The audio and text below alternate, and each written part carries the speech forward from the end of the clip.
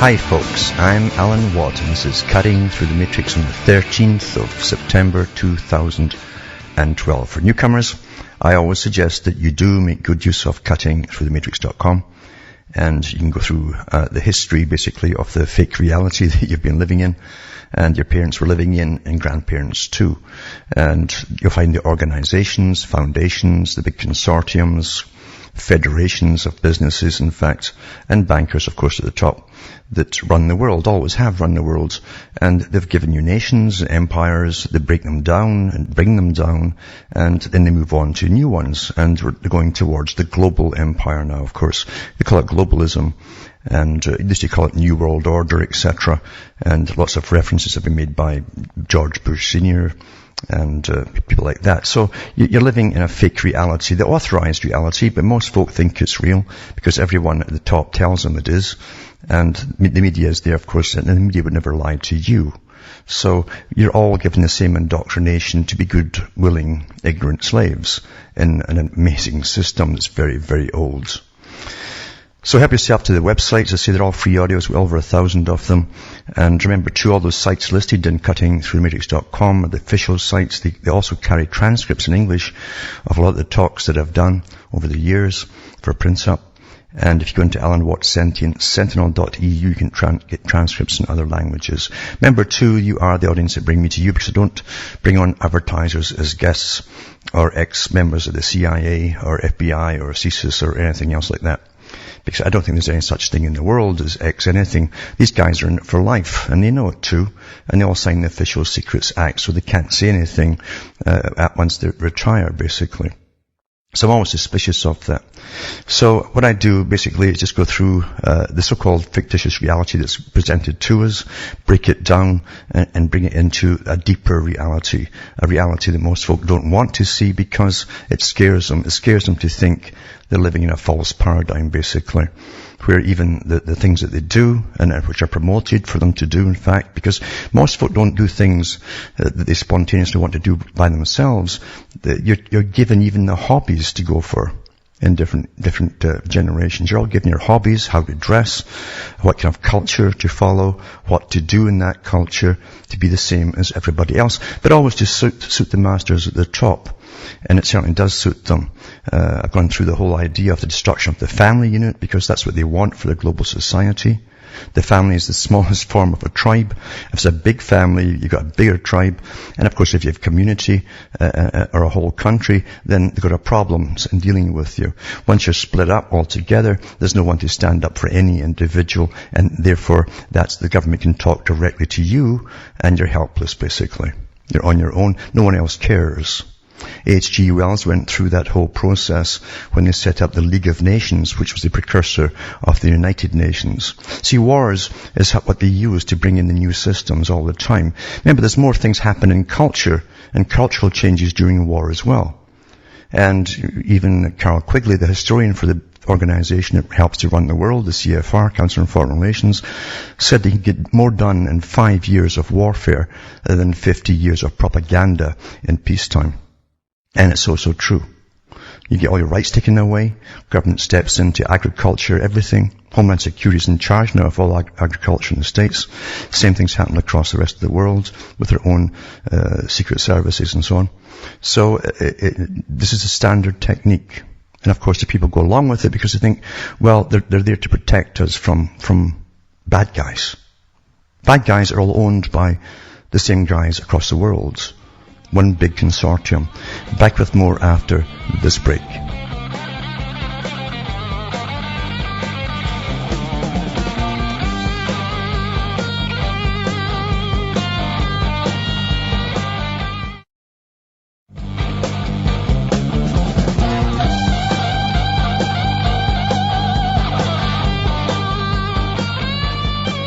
Hi folks, I'm Alan Watt. We're back cutting through the matrix.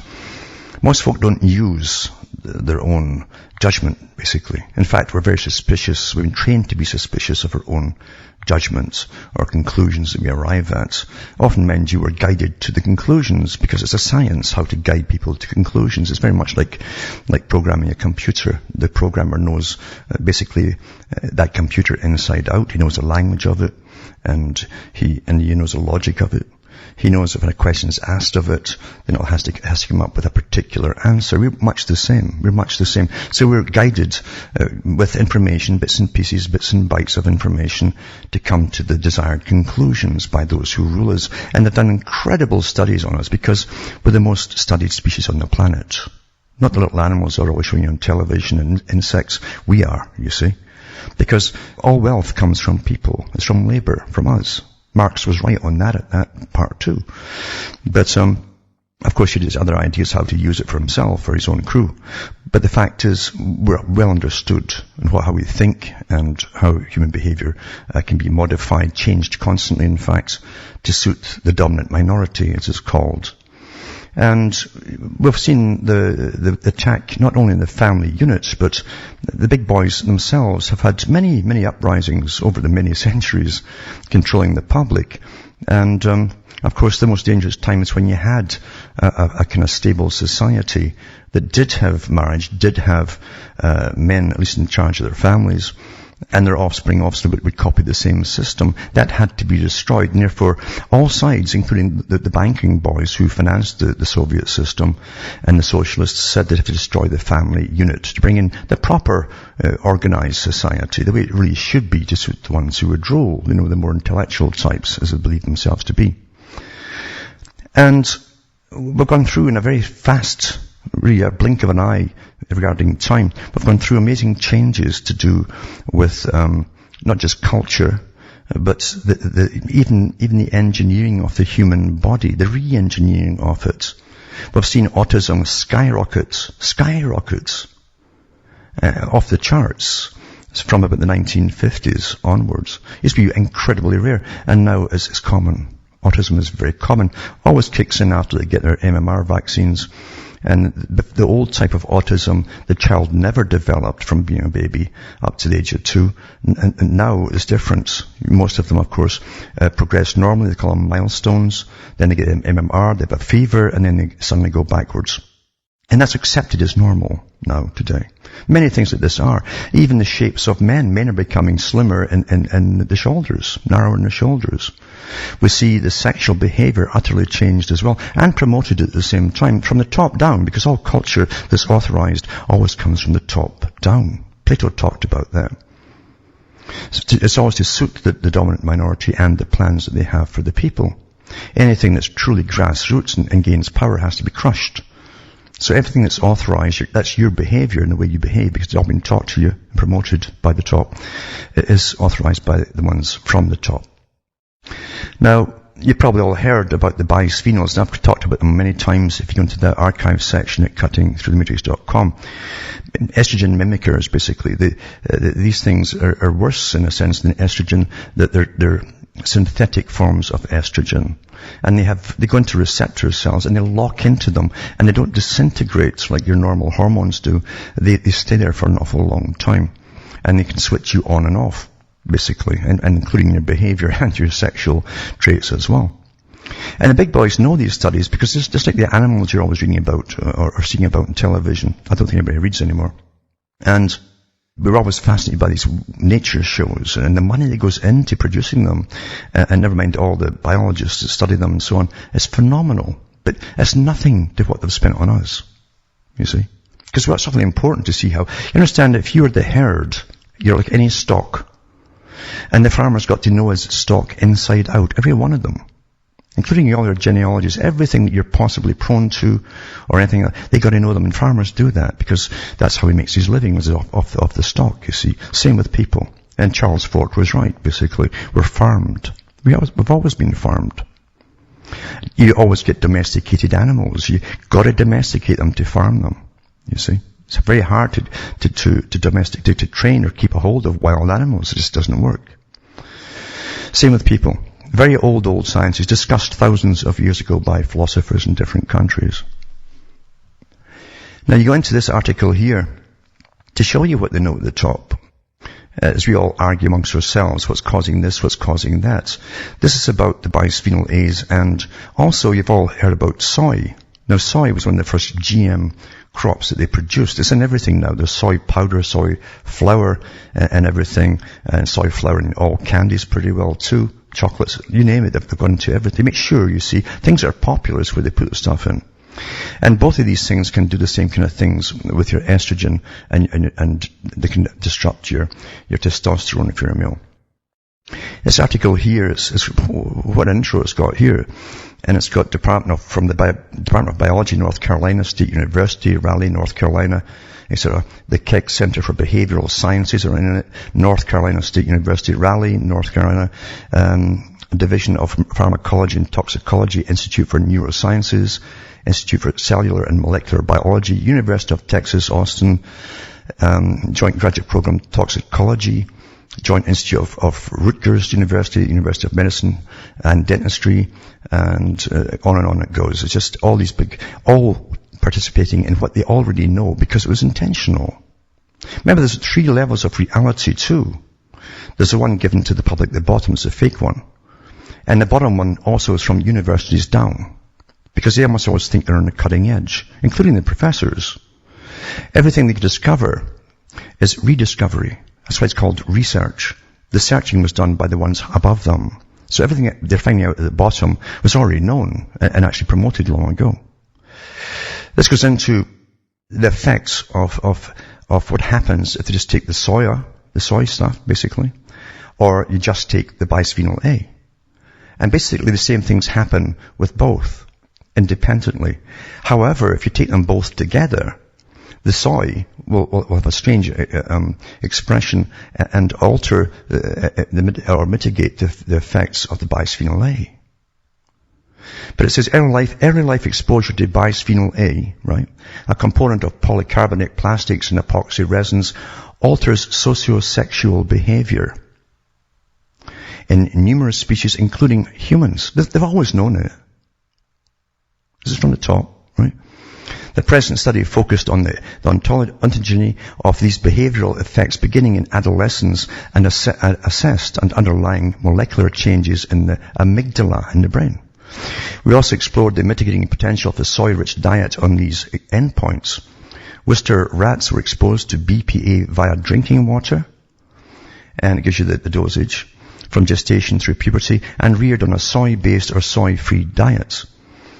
So one that was on soy and one that was off soy.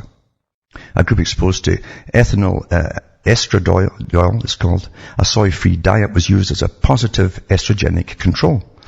Animals were tested as juveniles or adults for anxiety-like and exploratory behavior.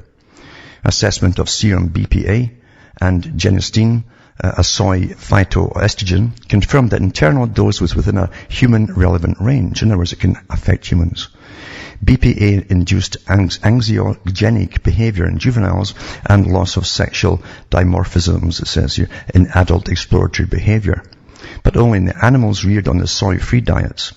Expression analysis revealed a suite of genes, including a subset known to mediate socio-sexual behavior associated with BPA-induced juvenile anxiety. You know all these forms of autism and above autism that they've got in school now. They've got a whole bunch of diagnoses. They've got about 10 of them now. And look at the children. Look at them. They're all kind of puffed up.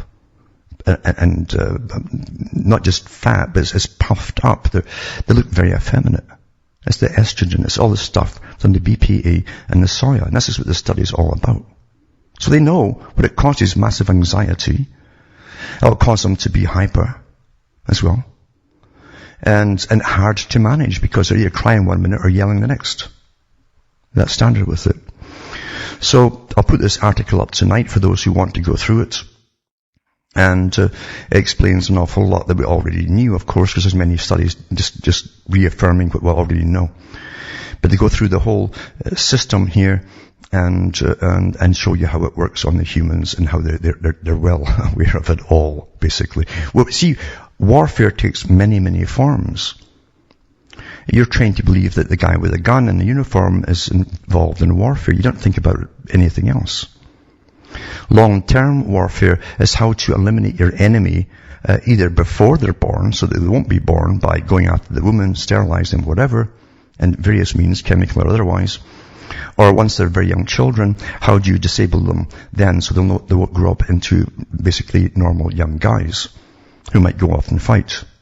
This is standard stuff that they're taught at the top. Even in officer training classes now they teach them this kind of stuff. Long-term warfare. That's intergenerational, you see. So you're under warfare. You have been, so were your parents before you. And it gets worse every time. We know, for instance, that even the animals fed on the third generation of the soy diet, for instance, this is old stuff that's been rehashed many times by the same groups and all the rest of it. They end up being sterile. So it alters your gene expressions in the next generation, and then the next generation again. And you wonder why the people are going sterile. It's the most booming business, really, in the world today, is sterility. Mainly in the first world countries, because those are the ones they attacked first, you see. So that's just a little bit of news for those who are interested in it. And that's the music coming in, so I'll be back with more after this break.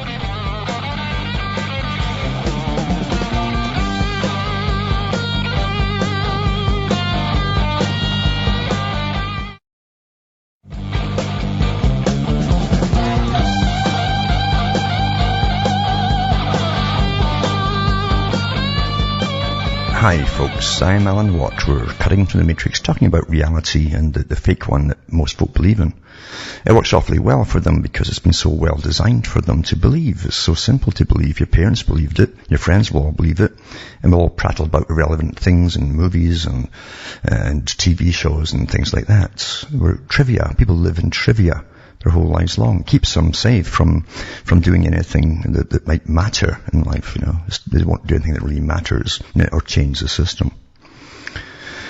But it's bad enough when you're getting forced into a system where there's no freedoms and no privacy whatsoever to do with computers and cell phones and everything else.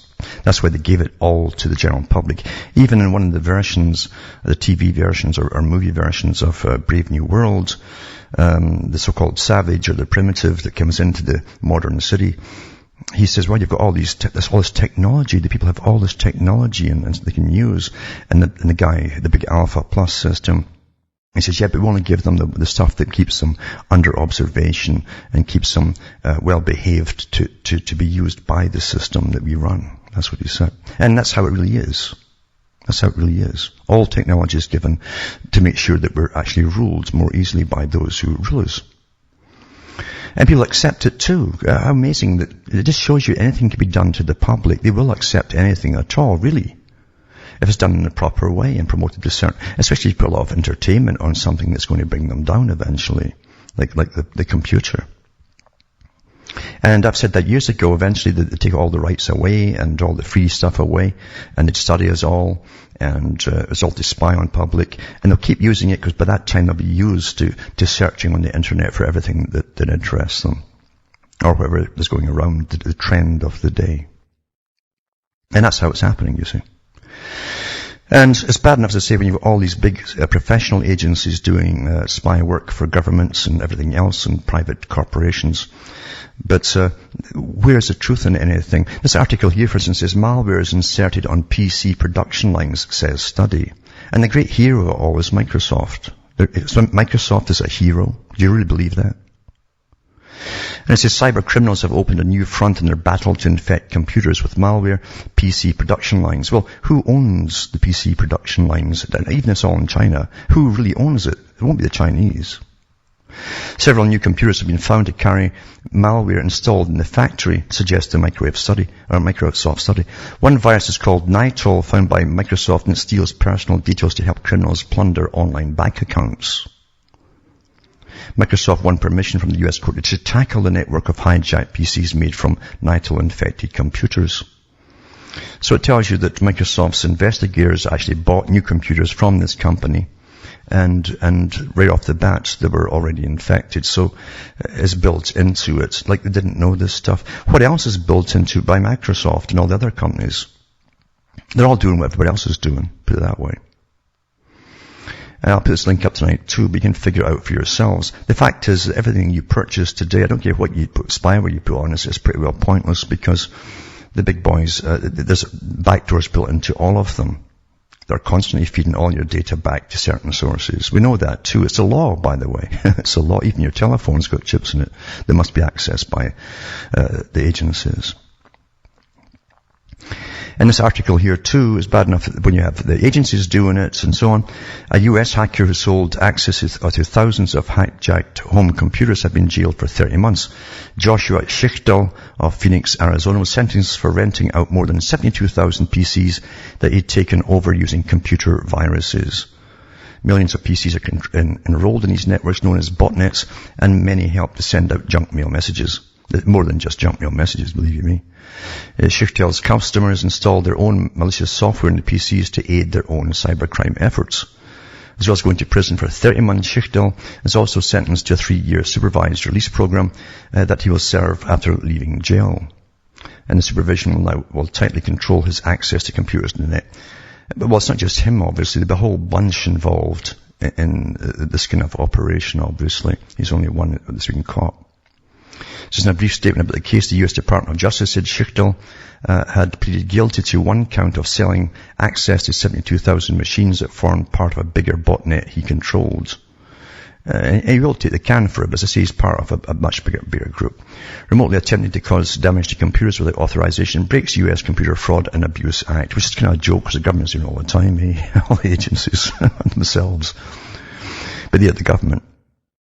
Since in 2004, Schichtel was one of 4 men accused of using botnets to carry out attacks on websites. The charges against him then were dropped because the US government failed to file an indictment before a court-imposed deadline. So in other words, he had awfully good lawyers, which means he was awfully wealthy and he was well connected. That's what that means, you see. And Greece is borrowing more money again, supposedly. You know, this endless borrowing money, and the public are... Remember, every country in the European Union is pouring cash into Greece, supposedly. We're told this. And every time they put money out to Greece, the countries back home, they're borrowing the money to give to Greece. They're borrowing it from the international bankers, which is not... It's just a bunch of blips on a screen, of course. They don't even give them checks anymore and say, yeah, go and print up cash. No, they get blips on the screen. That's good enough for them. But your lot all have to pay because you're the guarantors for it. Each time they do that, you're all the guarantors to pay that loan off. If you got a personal bill every week from governments to do with your added share, the cost that you had to pay off, you'd be freaking out. But you don't get it, so you don't think anything of it. Oh, government is giving so-and-so to so-and-so, government's giving money to that and so-and-so. You think nothing of it at all. What a beautiful scam that is, isn't it? But if they build you every week, a lot of a different story. Back with more after this break.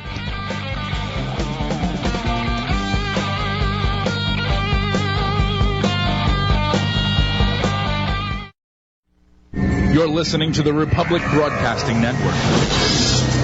Because you can handle the truth.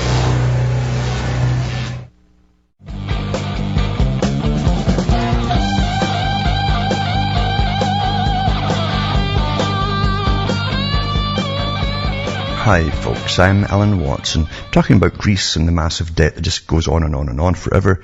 And the banks, of course, are happy because the more money that's owed to them, the money that they give and lend out and all the rest of it, the more authority they have over all governments. That's how it's always been. Always been. Even prime ministers have to go cap in hand every year to the head of their own central bank, which is private. They're all private banks, you see. Even the ones that they pretend are not, they're all private banks. And so debt's awfully good for banking and authority. That's why Rothschild said, this is give me control of the money, and I don't care who you put in as prime minister. Because obviously the prime minister is down below him, he's subordinate to him. The money guy's on top. Anyway, it says Israel Prime Minister says Israeli Minister of Military Affairs Ehud Barak has ordered the army to explore the possible purchase of Greek island to set up a naval training base. It came after Greece's deepening financial crisis, which prompted Greek Prime Minister Antonis Samaras in August to announce his country was considering selling or leasing uninhabited islands so long as it poses no security threat. Israeli media reported Barak's order Wednesday, noting that the island in question could also serve as a port for Israeli vessels and submarines. Science and Technology Minister Daniel Hershkovsky, Hershkowitz, as it says here, has reportedly held talks in Greece where he learned that Greece may consider an Israeli purchase. He reported his findings to Barak, who ordered the army to look into the matter, and they held a session on the matter during which Navy representatives stressed they had no need for an island and cited non-profitability concerns. Barak's office later said the case had been dropped. And the proposal was met with strong criticism from Israel's foreign ministry, where officials complained why such a sensitive issue had been discussed without their information. So anyway, everybody's vying to buy up what's left of Greece now that it's destitute and destroyed. And they can do that with every country that they want, the big bankers. And of course that is the plan. In fact, they're using the crisis in all the countries. Now they're all in massive debt. We're bailing out Greece and Spain and everything else.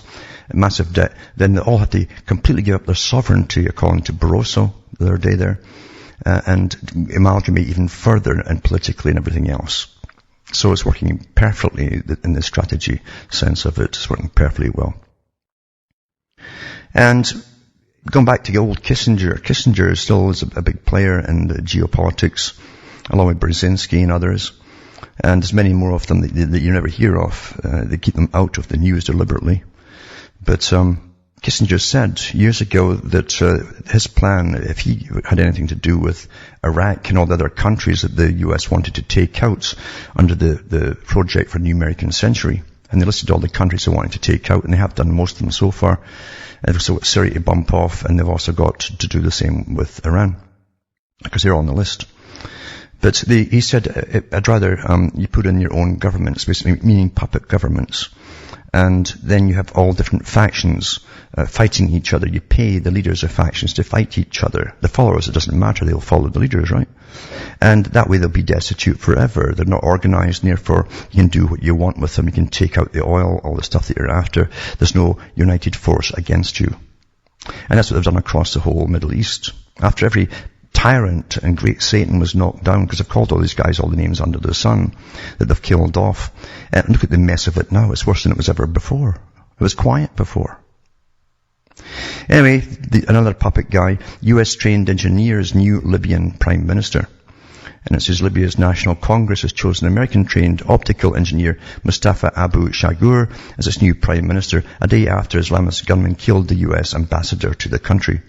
Mr. Shagur edged out wartime rebel Premier Mahmoud Jibril in 96-94 in a second-round vote that was shown live on national television. As government chief, Mr. Shagur will be responsible for day-to-day running of Libya's oil-based economy. Guess who put him in, right? The oil-based economy. Well, the National Congress elected in July passes laws and helps draft a new constitution for the North African state. So, everybody that they put in so far has been a puppet, as you well know. In fact, the guy that they put in as a vice president of Iraq is on the lam right now. He's wanted because he was involved in exactly what I said, in mass killings. He's getting factions fighting each other. He was involved in setting up mass killings on behalf of, his masters, which is not in Iraq, obviously. And another article too is the Trans-Pacific Partnership. It's a fascinating thing, because it's all done in secret. And even the politicians who are given charge of it, they're not allowed into this private meetings that they have. And it's still secret even from them. But it says the EFF has been fighting against the Trans-Pacific Partnership intellectual property chapter for several years. This agreement poses a great risk to users' freedoms and access to information on a global scale. It's not just information, by the way.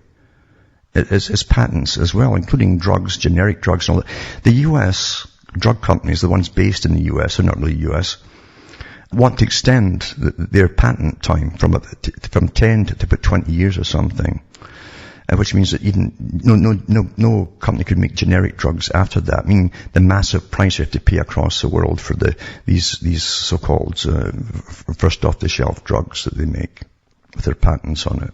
That's one of the big things. Anyway, it says we've created this infographic to capture the most problematic aspects of TPP and to help users, advocates and innovators from around the world spread the word about how this agreement will impact them and their societies. And there's a PDF on it which you can download. Now someone did manage to get the chapter 12 too, and I've got it here, PDF, and I'll put up the link tonight for it as well. It's Article 12.2 of the Trans-Pacific Partnership. It's amazing to read it because it's awful like the old stuff used to have in the British East India Company. It's never changed. Why should they change the system? Remember, everything is a corporation. And these big corporations have more power than governments, the way they draft it all out. And it goes through the meanings. You see, everything is done on the words that they use. They always, generally in a preamble, whatever, they'll tell you what they mean, which is often what you would never dream it would mean. But it tells you what the center. Center means International Center for Settlement of Investment Disputes. And it says claimant means an investor of a party that is a party to an investment dispute with another party. They love parties. That's what they give you left wing and right wing as well. Covered investment means with respect to a party, an investment in its territory of an investor or another party in existence as of the date of entry into force of this agreement or established, acquired, or expanded thereafter, which has been legally constituted in accordance with its laws and regulations, provided that such formalities do not materially impair the protections afforded by the party to the investors of another party or covered investments under this chapter. Isn't that wonderful? Make it so simple, isn't it? But what it really gets into is the fact that government, once they set it up, it's a private enterprise that's taken whole nations and all of us with it, remember, that they will always be treated as a sovereign, superior private enterprise. A sovereign even above the sovereignty of governments. And all of us are getting dragged into it. Now remember, the guys behind it are the guys who came out with this so-called global system over 100 years ago, openly. And they were the Royal Institute for International Affairs, private organization. You don't vote them in. They created the Council on Foreign Relations across the world. They put in prime ministers and presidents across the world for 100 years. And they give you all your media too. They own all the media. And they made it quite known in their writings that their goal was to basically merge whole continents together and regions of the world through trade, what they called free trade. This is another part, is the part of this party stuff. And also the movement of labor. If they get cheaper labor, they can move cheap labor across borders. And you can't stop them with any national laws to do with minimum wages or anything. But I'll put this up tonight. It's interesting to look through the wording of it. Even an enterprise. They always, it's kind of, God bless us on this enterprise. Does that ring a bell somewhere, you know? It says enterprise means any entity constituted or organized under applicable law, whether or not for profit. Remember that, you know, the Starship Enterprise as well. And whether privately or governmentally owned or controlled, including any corporation, trust, partnership, sole proprietorship, joint venture, association, or similar organization, and a branch of enterprise. And it means any enterprise of a party means an enterprise constituted or organized under the law of a party, and a branch located in the territory of a party and carrying out business activities there. Then freely usable currency means freely usable currency is determined by the International Monetary Fund. Now, in the histories of the Royal Institute for International Affairs, they went through the fact that they would set up the International Monetary Fund to be the big boss, and the central banking systems across the world, which they've pretty well done. And then they'd all be responsible to the Bank for International Settlements, another private company, which the same boys that run and set up the Royal Institute for International Affairs, they set it up, the boys at the top, they own the BIS. You understand, we're all privately owned. This is the point of it all. We're all completely privately owned, and we have been for an awful, awful long time. And they use nationalism when it suits them, and they use internationalism when it suits them, because it's only us that have to believe in it one way or another, you see. And it's easy for us to believe anything we're told. Very easy, especially when you get a threat from outside. That gets you national again, you see. But they go through the freely usable currency, etc., what that really means. It's freely usable currency as determined by the International Monetary Fund under its articles of agreement. An agreement with what? With all the countries. this private entity has got this status where they've got countries to sign on to their articles of agreement, to obey their agreement. And you think you're free, and you go and vote for people. They're all put in by the same organization that runs the world. Anyway, I'll put this whole thing up tonight, and those who want to can go through it, because it's interesting to see, for those who really care, how the world is really run and how it's owned and managed and everything else. And always has been, by the way.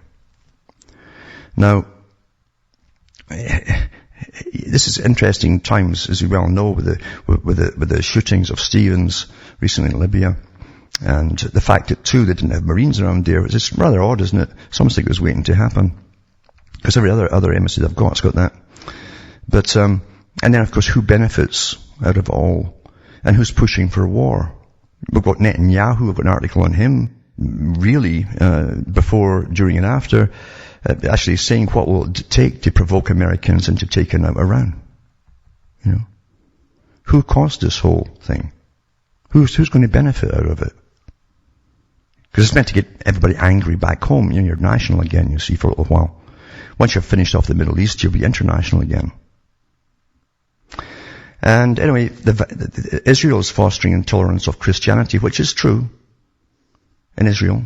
There's many documentaries up on YouTube where you'll see Christians here and what they go through. Their churches are burned down in many cases, smeared with nasty stuff. And it sounds like excitement, but it's not excitement. And really nasty stuff, because there's no love in Judaism for Christianity whatsoever, just the opposite. But the Israeli government's failure to respond adequately to Jewish extremist attacks against churches and monasteries is fostering a climate of intolerance towards Christianity in the country, a senior Vatican official in Jerusalem has warned. And it says police in action and an educational culture that encourages Jewish children to treat Christians with contempt, and they really do over there, has made life increasingly intolerable for many. Friar Pier Battista Pizzaballa, the custodian of the Holy Land, said. It says his intervention, unusually outspoken for a senior Catholic churchman, came after pro-settler extremists attacked a Trappist monastery in the town of Latrun. The door of the monastery was set fire to, and its walls were covered with anti-Christian graffiti that denounced Christ as a monkey. That's standard. If you go into the Talmud, there's got all that stuff there. It's supposed to be boiling in excrement and all that stuff. That's what they say. The incident is the latest in a series of acts in arson and vandalism this year, targeting places of worship, including Jerusalem's 11th century Monastery of the Cross, built on the site where the tree used to make Christ's cross is held to have been planted. Slogans reading "Death to Christians" and other offensive graffiti were daubed on its walls. And then there's related articles to it as well. But that does go on in there, and it's even there's Jewish Christians over there who've also had their churches burned down, and they're attacked by the rabbis who whip up the mobs. You can look up the videos and watch them yourselves. There's lots up there. And so I put Netanyahu lashing out at the US over Iran program, because you're not doing your job enough. You're supposed to do what you're told and get on with this, project for new American century and take all these countries out. So he's hammering away, and he says, well, what will it take to get Americans to move? Well, whatever it does, what will it take, Mr. Netanyahu? Yeah. Also, NYPD, New York Police Department in Israel. Police Department opens branch in Kfar Saba with lone detective Charlie Ben name. And it says, even if they do dramatically overstate their counter-terrorism record, which they certainly do, it says it's no secret that the bigger than the FBI, NYPD has extensive counter-terrorism operations. The operations often include spying outside the NYPD jurisdiction, both nationally and abroad.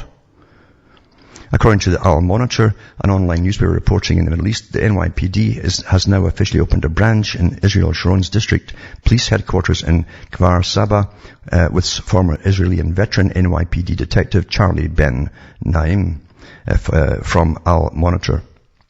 Ben Naim was chosen for the mission of opening the NYPD branch in Israel. He's a veteran detective of the NYPD and a former Israeli who went to study in New York, married a local city resident, and then joined the local police force. He's dealt with, in the line of duty, the extradition of criminals, transmission of intelligence information, I wonder to who, and assistance in the location of missing persons, both in the US and in Israel. So I'll put this link up as well to show you that there's many forces at work in the world, and they all have their own ambitions, of course, and their own particular loyalties. There's no doubt about it. You can't understand, there's a top secret service in the world. A top one.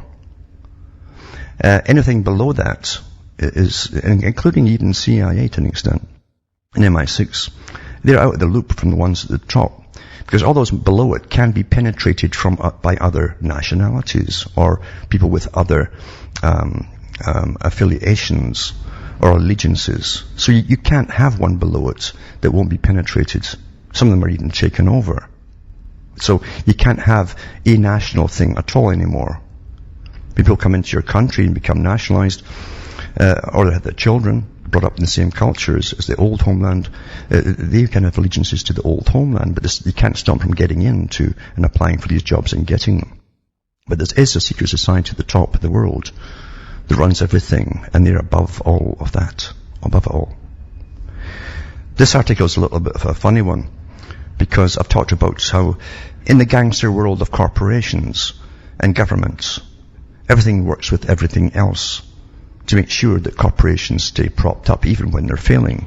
We'll talk about the Chevy Volt when I come back from this break.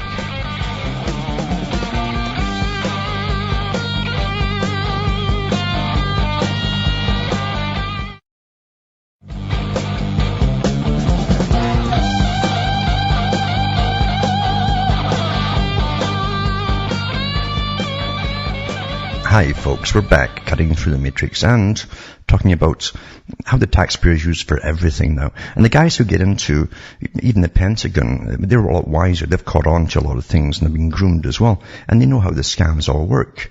The ones who get up there really all catch on eventually. So they copy the guys above them, the big boys above them, and just loot the public as well. Anyway, the Pentagon is buying Chevrolet Volts now, which means that the taxpayer is buying Chevrolet Volts cars to help green up the military. This is it saying. No, it's not. It's to actually get Chevy out the hole that they're in. Not the Chevys I'm really caring about America. They took all the bailout money as they all did. And of course have moved abroad, most of them. Anyway, it's still not doing well with this white elephant that they've created to green. Nobody wants these darn cars because they're useless. It says, so the Pentagon's buying Chevy Volts to help out, basically, Chevy company. It says the Department of Defense began purchasing the struggling electric car, which retails at $40,000 each this summer, as part of its goal to purchase 1,500 such green vehicles. The Marine Corps Air Station in Miramar, California, purchased its first 2 Volts in July. 18 more vehicles will come shortly.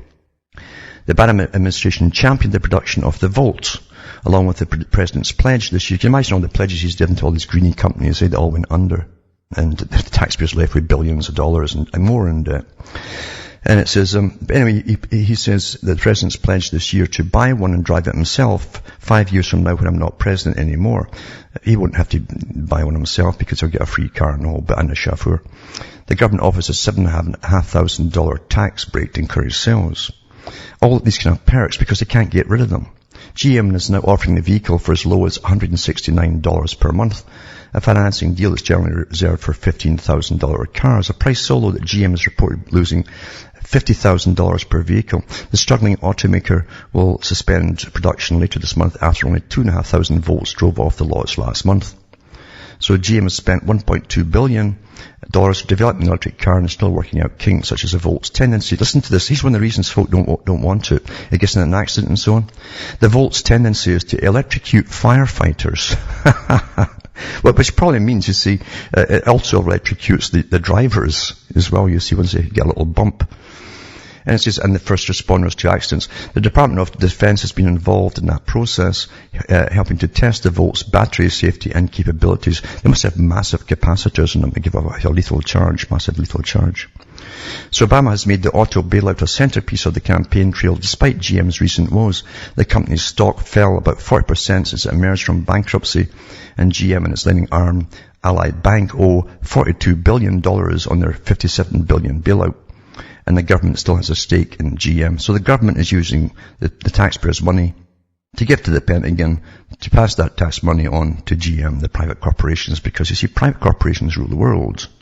And that was what Quigley and others said. That was the goal. We're actually there. We've been there for quite a long time.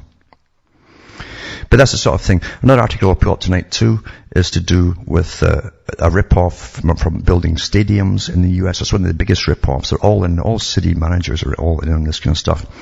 And it's ripped off one city by $4 billion. And nothing will happen about it because it's a common thing. Very, very common thing. They inflate the prices like you wouldn't believe and charge them because the public never inquire. They don't even know what's getting spent on these things. See, we're just cattle, you see. And that's where all things come from, is from the big herd. That's our function. And all you have to do is play and be happy. Be happy. Not bad, eh? Be happy. From Hamish myself from Ontario, Canada, it's good night to me. Your God or your gods go with you.